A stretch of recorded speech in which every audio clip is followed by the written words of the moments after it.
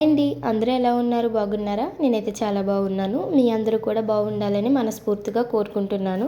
ఈరోజు పొద్దున్న మేము చేసుకున్న పనులైతే మీకు చూపిస్తానండి. ఫస్ట్ అయితే బయట తుడిచేసి ముగ్గు పెడదామని బయటకైతే వచ్చానండి. మీకు కనిపిస్తున్న ప్లేస్ మొత్తం కూడా మొన్నటి వరకు అయితే చిన్న చిన్న మొక్కలు వచ్చేసి ఉన్నాయండి. ఇంకా బయట ముగ్గు పెట్టుకోవడానికి అసలు ప్లేసే లేదు. ఇంకా అమ్మ వాళ్ళైతే శ్రీరామనవమి రోజు మొత్తం అంతా కూడా నీట్గా చేసేసారు. ఇంకా ఇక్కడ ముగ్గు పెట్టుకోవడానికి ఇలాగైతే క్లీన్ చేసుకున్నాము. అలాగే ఈ రేకుల షెడ్ దగ్గర కూడా తుడిచేసుకొని ముగ్గు పెట్టుకోవడానికి అలాగే మొక్కలన్నీ పీకేసాము. వచ్చిన చిన్న చిన్న ముగ్గులు అయితే పెట్టేశానండి. బయట తుడిచి ముగ్గు పెట్టే లోపల అమ్మమ్మ అయితే టీ పెట్టిందండి.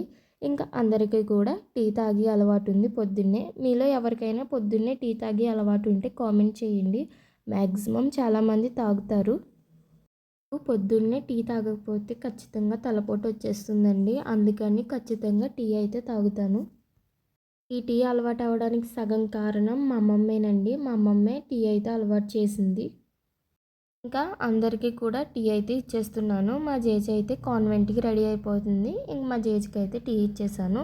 ఇంకా అందరికీ ముందు టీ ఇస్తే మా అమ్మకి మాత్రం థైరాయిడ్ ట్యాబ్లెట్ ఇవ్వాలండి.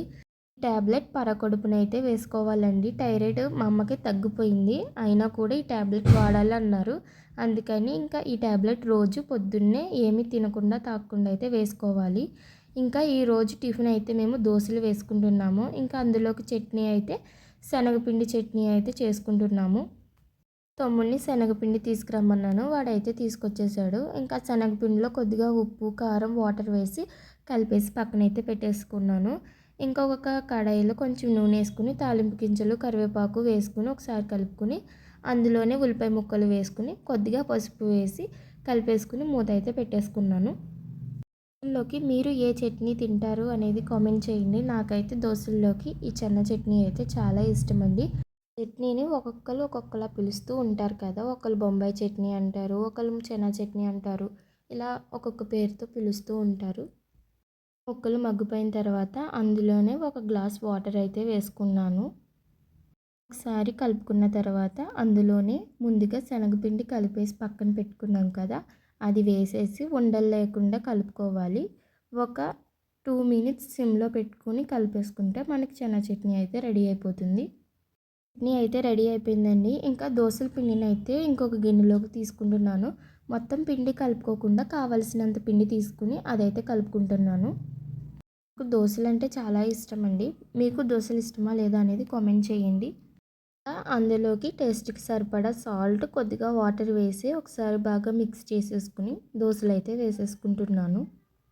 ఇక్కడ నేను దోశలు వేస్తూ ఉన్నానండి. ఈలోపు అమ్మ అయితే బయట బట్టలు ఉతుకుతుంది, అలాగే జేజేమో గిన్నెలు కడిగేస్తుంది. ఇంకా అమ్మమ్మ ఏమో గదులు అయితే తుడిచేస్తుంది. ఇంకా ఒక్కొక్కరు ఒక్కొక్క పని అయితే చేస్తున్నారు.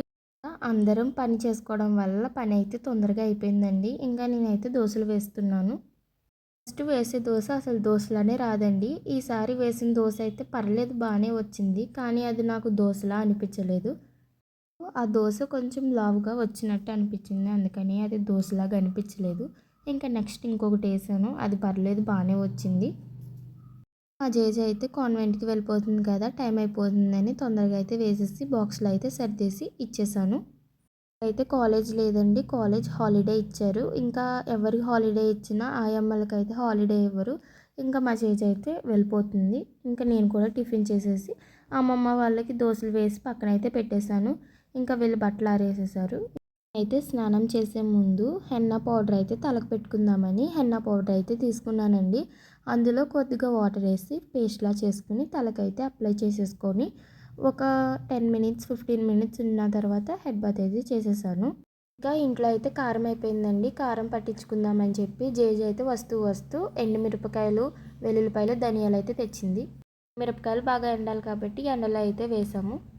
అంతేనండి. ఈ వీడియో ఎలా ఉందనేది కామెంట్ చేయండి. నచ్చితే ఒక లైక్ చేయండి. మళ్ళీ నెక్స్ట్ వీడియోలో కలుద్దాం.